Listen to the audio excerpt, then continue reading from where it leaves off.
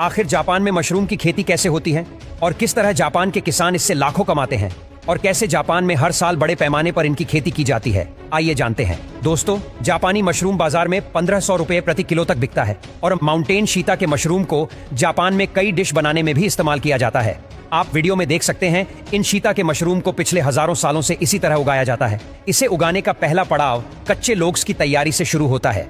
आमतौर पर यहाँ मशरूम को उगाने के लिए थपेड़ों की लकड़ी का इस्तेमाल किया जाता है। इन थपेड़ों का इस्तेमाल बीते हजारों सालों से किया जा रहा है और इन्हें कई सालों से मशरूम उगाने के लिए सबसे अच्छा भी माना जाता है। सबसे पहले यहाँ वुड कटर्स की मदद से जंगलों में इन थपेड़ों की बड़ी बड़ी लकड़ियों की कटाई की जाती है।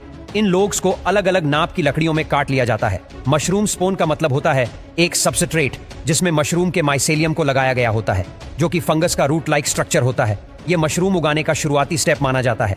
शुरुआत में ये माइसेलियम स्पाउंड में फैल जाता है और जब यह सही मात्रा में उगने वाले मीडियम के साथ मिलाया जाता है, इसी स्पाउंड को आगे लकड़ियों में छेद करने के बाद डाला जाता है।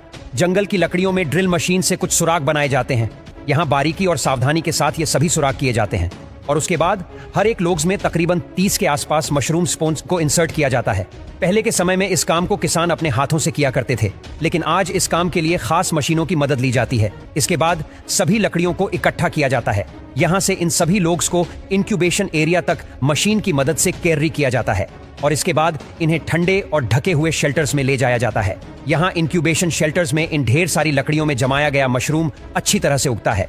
यहाँ इसके अंदर माइसेलियम बढ़कर खुद को लकड़ी के साथ चिपकाने का काम शुरू कर देगा। मशरूम माइसेलियम को कुछ ऐसा करने में लगभग 2 हफ्तों का वक्त लगता है। अब क्योंकि सब कुछ तैयार हो चुका है, इसलिए इन्हें ग्रीन हाउस में ही उगाया जाएगा। आइए सबसे पहले जानते हैं इन्हें ग्रीन हाउस में किस तरह कल्टीवेट किया जाता है।